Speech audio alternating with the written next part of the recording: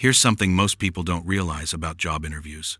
What interviewers really like isn't people that they like, it's people who are alike.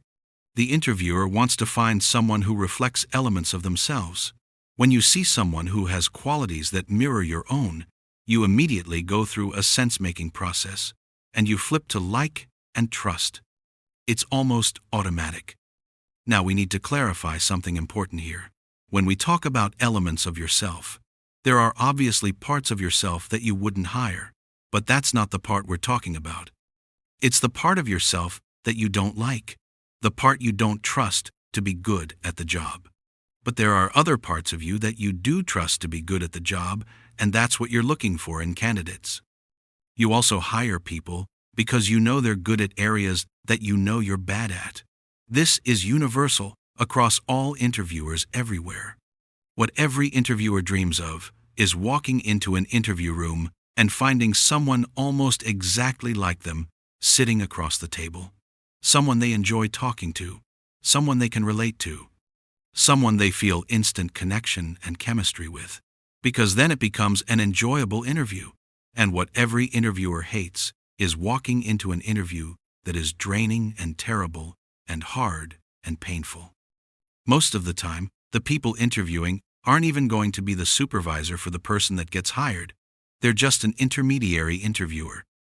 So all they really want is to find somebody who meets the qualifications technically, but has some sort of common ground with the interviewer themselves. So how do you make sure you're that person? How do you become the candidate they connect with? Let's break down what actually happens in an interview using something called the sense-making process. As soon as an interviewer gets on a call with you or meets you in person, you're new to them, and here's what that means psychologically. They don't want to be on this call with you. That's the starting point. Avoidance. You can assume that coming in. So what you have to do is invest enough to get through the avoidance phase. But how do you invest in this conversation? You pull as much as you can from verbal and nonverbal cues. You look at the decorations on the wall behind them, whether it's in person or virtual. You try to pull information from your environment. Maybe you notice they're using an iPad.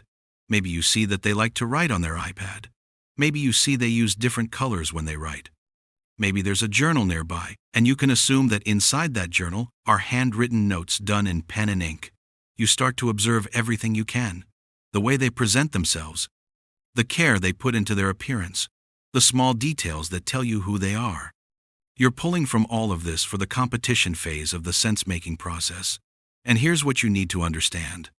All you need to do to get the interviewer to comply with your wishes, which is to get the job, is to get them to engage in a conversation with you that is competitive.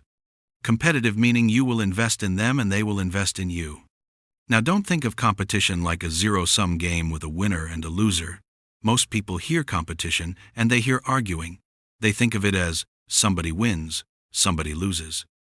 But think of it more like a scrimmage in your favorite sports team, where different groups play each other, but it's still the same club. They're competing, but they're all on the same team. They're honing their craft through competition. They're investing in each other.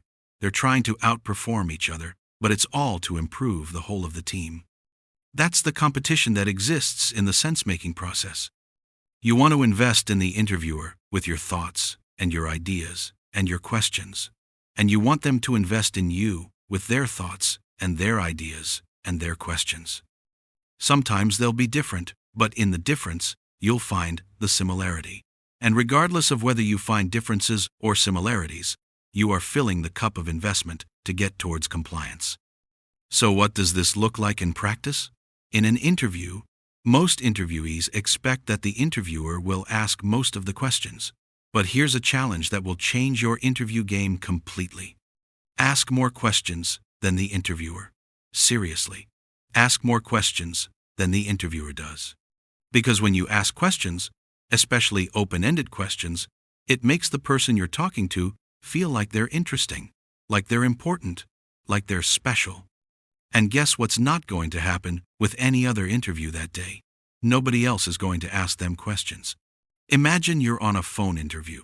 You might say something like, "Thank you very much for making time to talk to me. How's your day today?" They respond. Then you continue, One of the things I have a question about right away is when I looked you up online, it looks like a lot of what you do is marketing, but I don't know if it's like social media marketing or if it's more like internet marketing, like advertising. How would you characterize the core function of the business? They tell you it's kind of both, all kinds of marketing. Then you ask, which one is your favorite? They say, probably social media marketing. You follow up. Is it because social media is so dynamic and always changing, or do you like social media marketing for some other reason? Do you see what's happening here? You're building a pattern. They answer your question, then you ask another question that shows you were listening. You're still showing investment into them by asking questions, and this creates something powerful. Think about what it feels like when people ask you questions. It feels like you're building a relationship. It feels like they care. It feels like they thought critically before they came. It feels like they prepared. It feels like they're curious. Now contrast that with the opposite. Imagine someone just talks at you the entire interview. An hour-long interview where you barely say anything, where the candidate just word vomits on you for 60 minutes. How would you feel after that? You'd probably walk away thinking that if working with this person is going to be like this every day, you don't want to work with them. You'd worry that every day this person is going to just drain your energy. The core thing to understand here is that nobody likes being spoken at. When someone talks the entire time, it means they're not asking you questions. And when you walk away from an interaction like that, you rationalize it logically. You think this person would be quite difficult to deal with. You think they'd be quite distracting. And you're probably right. But when someone asks you questions, how do you feel at the end of those conversations? You feel like the person is more thoughtful. You feel like they're smarter. Because why the hell would you come into an interview and not ask questions? You're making a commitment for your entire life to this company, this job, this person. You want to make sure it's correct. So a smart person would be interviewing you as well, because they value themselves. When somebody comes in asking questions, it checks all the boxes. This person is thoughtful. This person is committed. This person is responsible. This person is doing what I would do. And that means, on the sense-making framework, the interviewer is going to fall into trust for that person much faster than they're going to fall into trust for the person who just talks at them. Now, we're not saying that every employer is going to be the right employer for you. But what we are saying is this.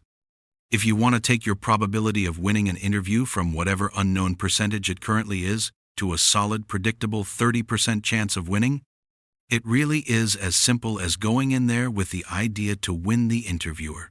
Read their body language. Listen to their verbal cues. Hear the things they talk about. Reflect and mirror their behavior and their terminology. Match their tone of voice.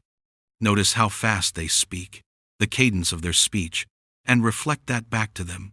Then use this process of asking open-ended questions that give you more information. Information that you can turn into knowledge.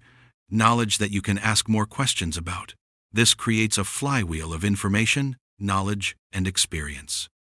The person sitting across from you in that interview is looking for someone like them, someone they can relate to, someone who makes the interview feel less like work and more like a conversation with someone they already know. When you walk in prepared to mirror their communication style, when you come ready with thoughtful questions, when you show genuine curiosity about them and their work, you're not just answering their questions. You're becoming the candidate they were hoping to find. Every interview is an opportunity to create that connection, to move from avoidance to engagement to trust, to show the interviewer that you're not just qualified for the job, but that you're someone they want to work with, someone who gets it, someone who thinks like they do. And when you master this approach, when you understand the psychology of what's actually happening in that room, your interviews stop being nerve-wracking interrogations and start being conversations where both people are investing in each other. That's the secret. That's how you turn an interview into an offer. Not by being the most qualified person on paper, but by being the person the interviewer connects with. The person who reflects back to them the qualities they value in themselves, the person they can trust. And it all starts with understanding that what interviewers really want isn't just someone they like, it's someone who is like them.